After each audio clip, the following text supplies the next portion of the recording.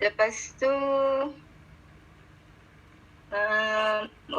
untuk waktu solat kadang sama siang panjang, jadi subuh pukul 3 pagi kalau tak salah saya, maghrib pukul 9 malam.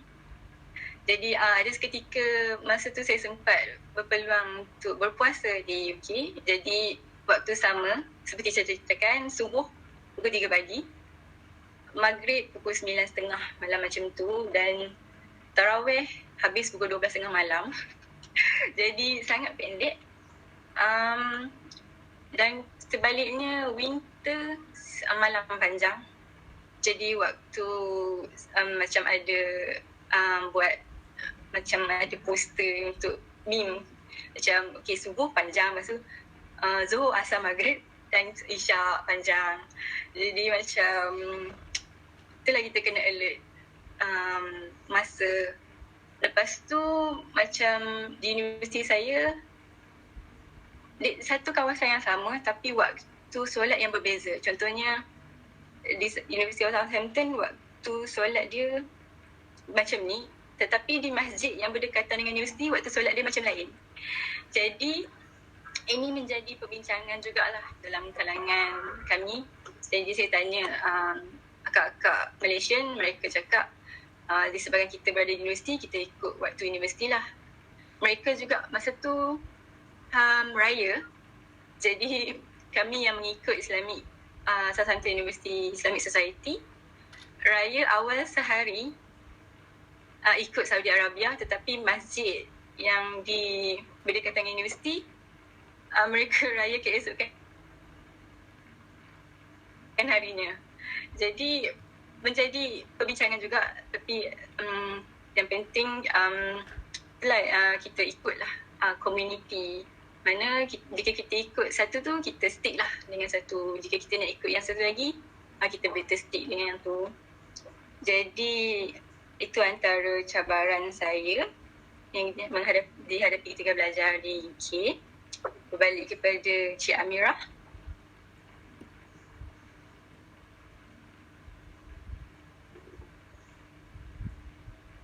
Okey, terima kasih Cik Aini di atas penerangan yang diberikan tadi.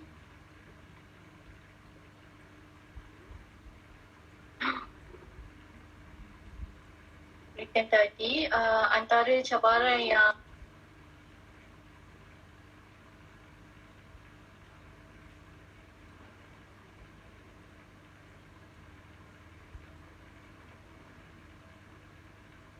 Amirah, mic, unmute mic.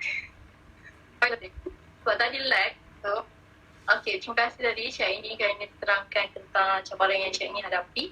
Saya simpulkan di sini, yang pertama adalah dari segi bahasa, iaitu dari segi diorang punya accent yang berbeza, pronunciation yang berbeza. Jadi kita kena belajar diorang punya pronunciation lah. Kalau kita tengok drama ataupun movie British tu, kita memang perlukan subtitle lah, sebab the way they say tu memang different. Yang kedua adalah dari segi budaya,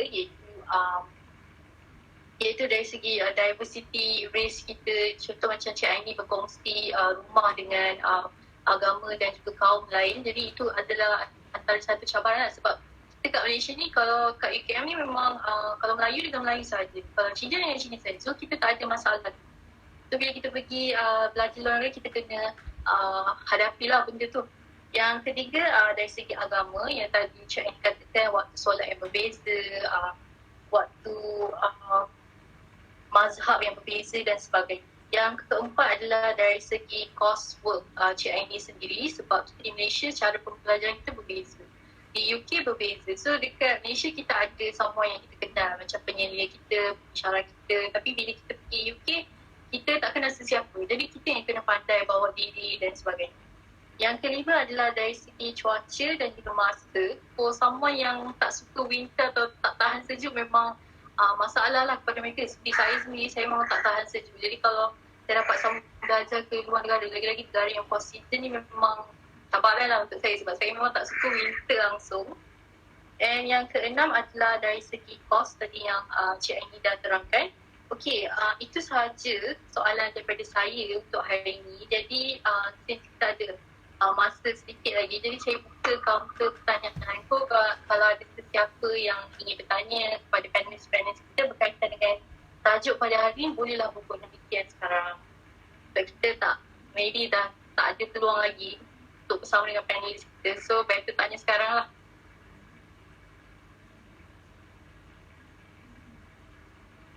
Ya, ada sebarang pertanyaan adik-adik sekalian? Ataupun pertanyaan daripada Dr. Saifuddin atau Dr. Azni?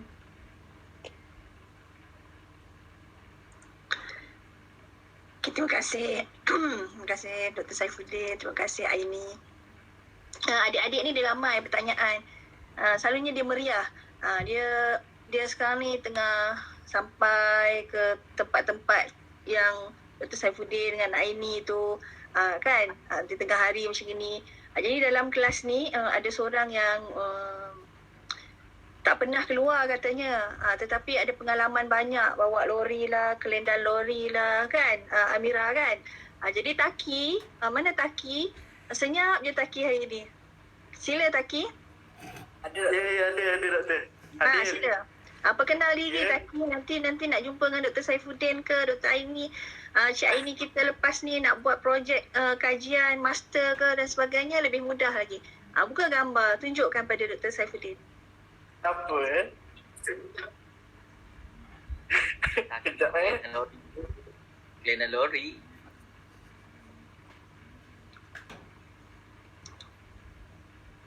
Menarik ya pekerjaan tu? Dia banyak sebenarnya macam saya kongsi dalam kelas saya lah ya, pengalaman Dr. Saifuddin. Sebenarnya kalau ramai yang tak kenal, saya perkenalkanlah Dr. Saifuddin ni, dia pemalu orangnya, tetapi dia adalah debaters di UKM dulu. Jadi memang debaters ni kerja dia mencari bahan terkini lah. Macam Cik Aini ni antara top 5 dalam geografi batch masa tu ya. Kumpulan-kumpulan Cik Aini dia ada Aisyah, dia ada Hayani, gadis-gadis yang badannya tak ada pengembangan pun, memang jelita sampai sekarang lah. Okey, jadi tujuan saya sebenarnya jemput Aini, jemput dengan Dr. Saifuddin hari ni ialah untuk share dengan pelajar-pelajar ni ya, pengalaman. Mereka bukan sahaja tidak berpeluang, belum berpeluang, bukan tidak lah, belum berpeluang sebab belum habis lagi, tetapi dia mula daripada image, daripada idea, gambaran. Saya ingat lagi masa Dr. Saifuddin di dalam kelas 3F301 kelas saya ya. Saya tanya setiap pelajar-pelajar saya dalam kelas tu, ke mana destinasi nak pergi. Jadi Dr. Saifuddin akan bangun, dia kata, saya nak ke Korea, saya berjalan nak keluar negara. Jadi pada masa itu kelas kita memang meriah ya. Kelas geografi memang sangat meriah dengan gurau senda dengan dan sebagainya. Jadi semua ketawakan Dr. Saifuddin, boleh nanti kau dah pergi Korea esok aku ikut dan sebagainya. Jadi bila Dr. Saifuddin berjaya keluar negara, memang saya canang-canangkan kepada semua ahli kelas bahawa lihatlah orang yang telah diketawakan dulu dalam kelas hari ini setelah pun menakluki dunia. Okey. Dr. Saifuddin mungkin tak ingat, tapi saya ingat. Contohnya macam pelajar-pelajar dalam kelas ni lah. Macam Aini, saya banyak dapat bantuan daripada Cik Aini untuk projek-projek penyelidikan saya. Sebab ada banyak projek-projek yang memerlukan kepada RA di luar dan sebagainya. Dan kadang-kadang ada yang claim tu, Cik Aini nasib baik masa dia call tu tak ada di UK kan, ada kat Malaysia lagi. Tidak, saya dah kat UK, bila lagi saya buat research ni dan sebagainya. Jadi saya nak minta Dr. Saifuddin dengan Cik Aini lah, di samping yang belajar tadi di peringkat yang luar negara tu, boleh share dengan adik-adik ni tak pengalaman, cabaran sebenar bergelar pelajar di kampus ya. Sebab ramai sekarang ni yang sedang dalam keadaan dilema, tension, stres sebab tak boleh jumpa dengan kawan-kawan, tak boleh bertepuk tampar. Adakah keperluan jumpa kawan tu penting, ataupun dalam peringkat setahun ni apa yang lebih penting sebenarnya? Menghabiskan pengajian, kemudian explore kawan-kawan tu lah sumber inspirasi. Okay? Mungkin Cik Aini dulu, orang muda dulu. Dr. Saifuddin otai untuk bagi adik dulu. Saya rasa saya prefer yang lebih berpengalaman dulu, Dr. Saifuddin dulu. Tak apalah. Okey, boleh sila. Saya ke? Boleh. Sila Oh, Saifuddin dulu, lebih pengalaman. betul lah macam Dr. Rosniza cakap tadi. Macam saya ceritakan, Dr. Rosniza memang antara pensyarah yang sangat saya sanjungi dan rapat lah masa saya belajar.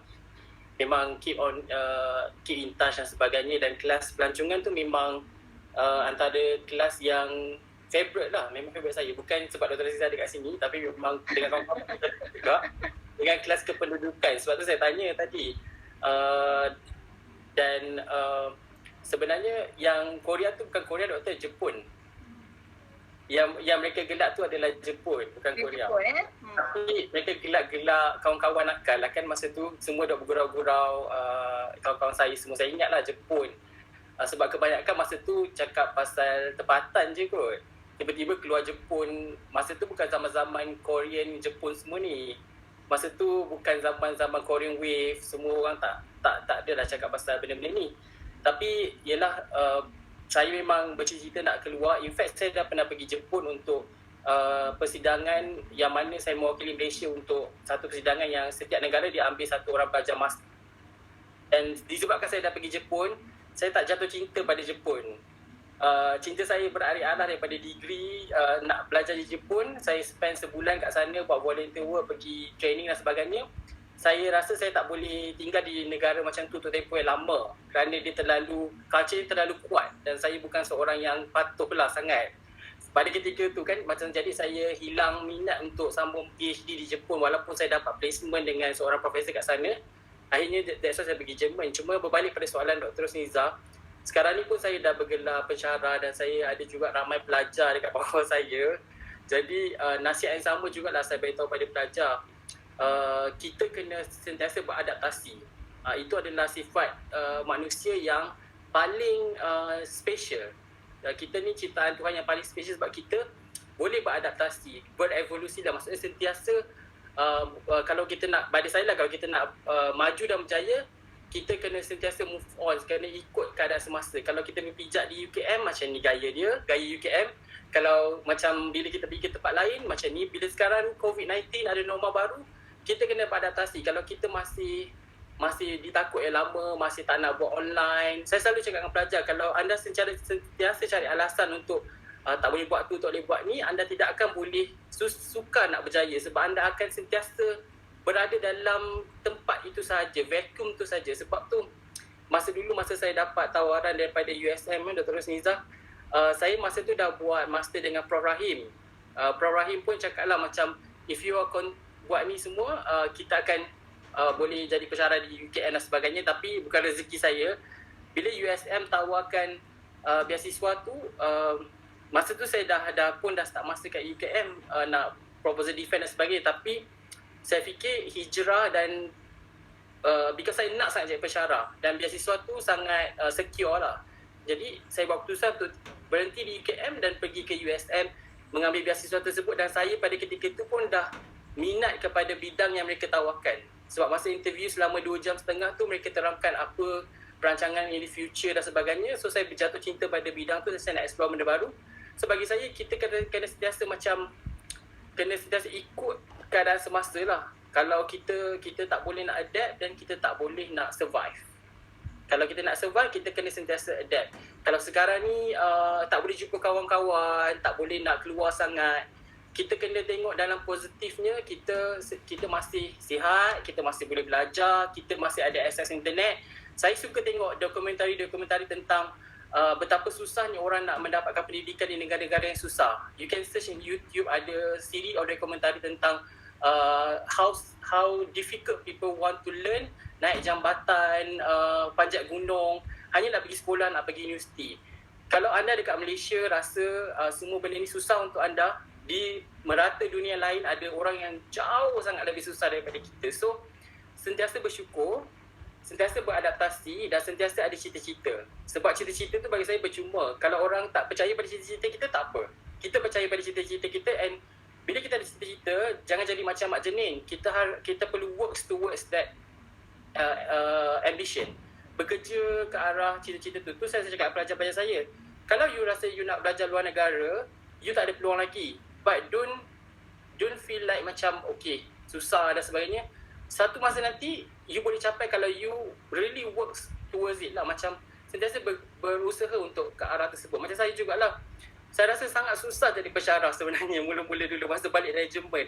Saya rasa semua benda tak kena. Kenapa macam budaya kerja dia lain dan sebagainya. Tapi saya fikir, mak saya selalu cakap lah, berjuta orang nak satu posisi ni. Mak saya yang bukanlah berpelajaran tinggi, dia selalu cakap dengan saya, masa saya kat Jerman, saya pernah email kepada dekan, saya cakap saya nak balik Malaysia. Saya tak boleh nak adapt dengan semester dengan sebagainya. Saya rasa macam nak patah semangat. Lepas tu mak saya cakap, tahu tak Alung punya position ni, mak saya panggil Alung kan, position ni bukan position, dia kata tempat Alung ni berjuta student Malaysia mungkin nak pergi, ditaja, fully taja, dapat belajar. So you have to do it very well sebab you dapat peluang tu. So bila saya masa bekerja pun, saya hampir juga rasa macam nak give up. Rasa macam susahnya pensyarah ni, kena buat tu, kena buat ni. Saya pernah cakap dengan Dr. Rosniza juga mengadu nasib. Tapi saya nak sangat. Saya nak buat betul-betul, saya nak jadi pensyarah yang berjaya. Saya suka mengajar, saya suka berkongsi macam ni, saya suka buat penyelidikan, saya suka menyelia pelajar. Jadi saya kena beradaptasi, saya kena buat benda tu betul-betul. So bagi saya prinsip dia adalah beradaptasi. Kalau anda tak nak beradaptasi, anda masih beralasan, maka anda tidak akan boleh berjaya lah sangat. Bagi saya orang yang suka beralasan, dia akan lambat sikit berjaya. Kalau boleh, yang paling saya amalkan adalah letakkan prioriti kita. Dalam hidup ni kan kita ada banyak benda tau. We have a lot on our plates. Kita ada macam keluarga, pendidikan, kawan-kawan, nak melancong, nak shopping, semua nak tengok drama Korea. Saya cakap dengan student, if you are student, your priority is your family and your pendidikan. Ini ini memang priority pertama you. Benda-benda lain tu adalah supplement. You can do it if you free, but don't make it benda lain tu sebagai you punya ni. Kadang-kadang pelajar ni, saya perasan tau, terlalu banyak berkawan sampai lari daripada matlamat. Dia pergi ke Kajang, pergi Maidin, pergi ke Alamanda tu terlalu banyak sangat berbanding dengan dia belajar. Saya tak kata saya betul-betul ni, tapi bila saya belajar tu saya betul-betul belajar lah. Saya dekat UKM dulu join 2 je. Debat UKM tu memang jiwa saya, dan juga kelas saya geografi. Bila saya ingat lagi masa tu paper Dr. Zaini kot yang pergi fieldwork. Dr. Zaini dengan Prof. Katiman. Tak ingat lah paper mana, tapi masa tu saya kena pilih antara nak wakil UKM tu, ada salah satu debat ni ataupun pergi ke fieldwork. Saya pilih pergi fieldwork, bukan pergi debat. Walaupun saya dah berlatih debat tu. Sebab saya punya priority adalah belajar. Bukan saya punya priority curriculum saya. Dia seimbang, tapi bila kita kena pilih, bagi saya kita kena pilih kita punya kuliah. Bukan kita pilih aktiviti-aktiviti yang lain tu. Itu adalah perkara yang datang sekali. Baru kita boleh jadi balance. Dia tak boleh perkara lain tu melangkaui kita punya pendidikan. Kalau you dah tak ada dalam pendidikan, bila you bekerja, your kerja is your priority. So when you buat apa-apa, you kena tahu priority juga. Tapi family pun kena jadi utama juga. Saya rasa itulah kot.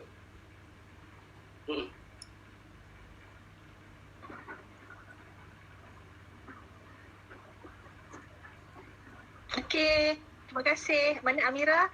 Kalau Amira tak ada, kita terus pada Aini dululah ya. Cik Aini, sila Cik Aini. Terima kasih Dr. Azni.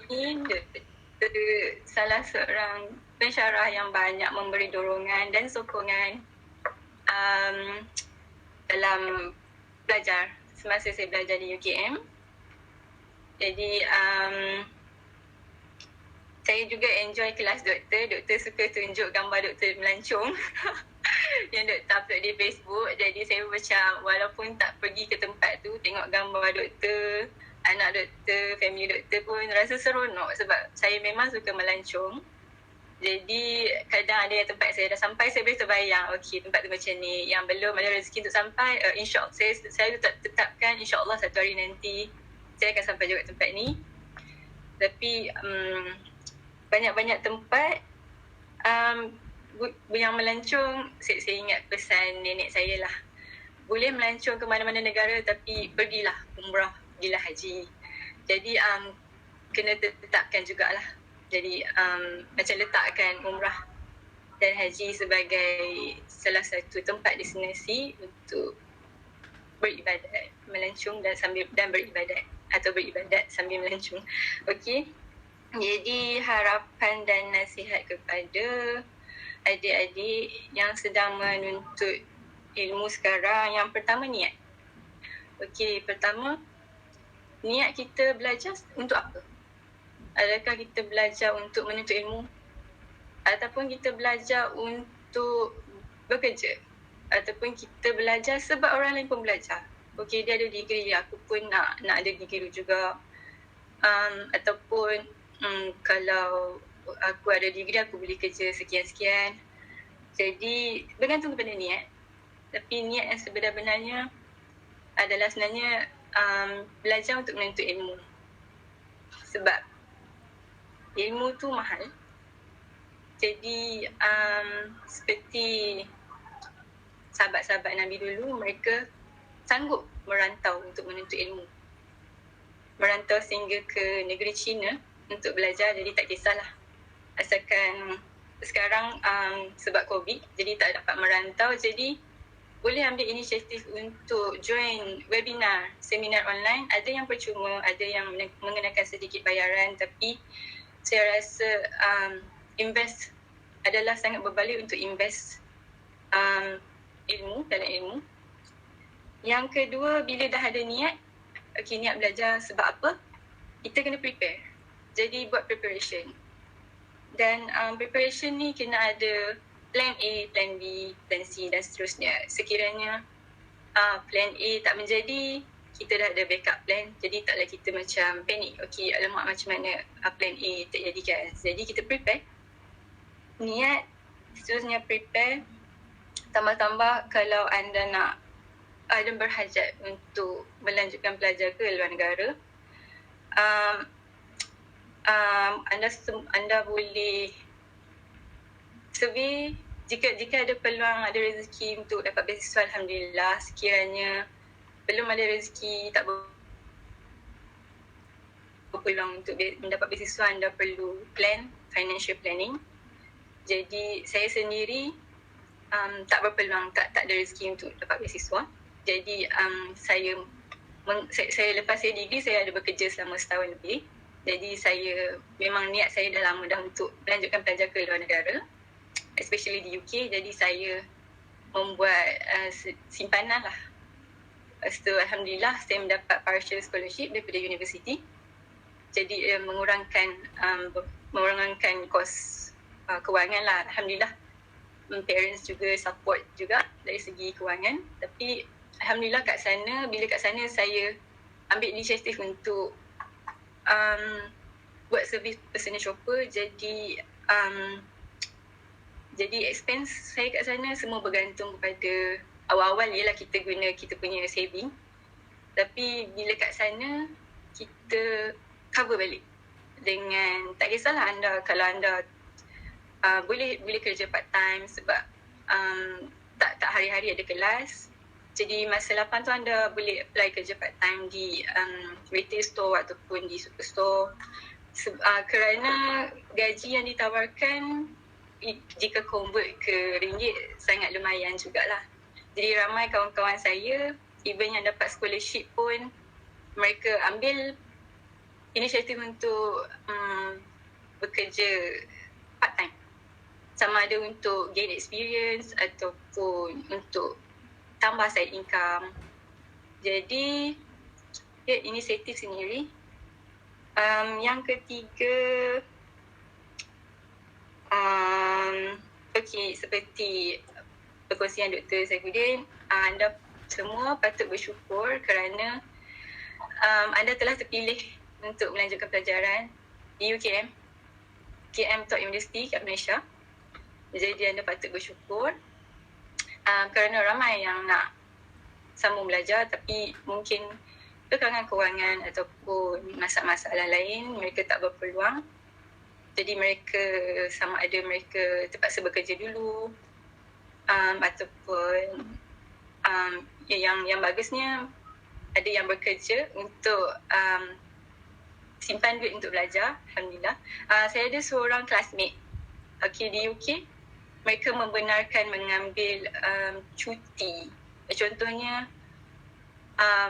bukan cuti, macam postpone. Contohnya mereka belajar 1 semester dan dia mengalami kekangan kewangan, jadi dia postpone untuk bekerja, memilih untuk bekerja, dan bila dah cukup kewangan dia sambung balik. Jadi dia lambat sikit habis, lambat sikit grad, tapi dia prepare. Dia dah macam prepare. Ya, dibenarkanlah, macam inisiatif sendirilah, sama ada anda masalah tak bermakna anda perlu berhenti belajar. Jadi usahakanlah untuk habiskan belajar. Yang pepatah Melayu ada mengatakan, hendak 1000 daya tak hendak 1000 dalih. Kalau anda nak buat sesuatu tu, anda akan cuba 1000 daya kan. Kalau memang tak nak tu, memang macam-macam alasan lah bagi. Itu tak boleh. Pasal diri sendiri, kadang-kadang diri sendiri yang limit. Boleh ke, tak boleh ke. Jadi, ini termasuklah. Boleh dikaitkan dengan pemilihan kawan juga. So, saya nasihatkan cari kawan-kawan yang positif. Positive circle. Jadi, bukan yang mengajak kita untuk, yang beri semangat lah, dorongan. Kawan-kawan, pensyarah ataupun individu yang mendorong kita untuk menjadi lebih baik dan yang tak menarik kita ke bawah, yang menolak kita ke atas. Jadi Alhamdulillah saya bersyukur dengan sokongan doktor, pensyarah-pensyarah UKM yang lain dan pensyarah academic staff di University of Southampton, kawan-kawan saya, classmate saya yang juga saya memang memilih jugalah kawan. Di classmate saya 20 orang. Jadi Asia beberapa orang sahaja, saya seorang dari Malaysia dan ada beberapa orang dari China. Selebihnya ada dari negara lain seperti Nigeria dan kebanyakannya British lah. Jadi orang British yang saya dengar lah, saya banyak, kawan-kawan saya banyak cerita. Orang British ni mereka macam sesetengahnya macam, nak kata macam mana, mereka akan bergaul dengan mereka saja. Jadi yang itu tak apalah, biar mereka bergaul dengan mereka saja. Tapi Alhamdulillah ada juga yang open, yang mereka sudi berkongsi ilmu ataupun pengalaman. Jadi saya punya best friend, classmate saya, seorang dari Finland dan seorang dari Kenya. Jadi kebanyakannya kami bersama-sama lah untuk buat coursework ataupun sembang-sembang santai dan berpeluang untuk travel sekali lah. Travel dekat-dekat. Jadi spend masa tak sebisanya belajar. Boleh juga untuk macam leisure juga. Lepas tu seperti Dr. Saifuddin berkongsi, bersyukur dan jangan compare kita dengan orang lain.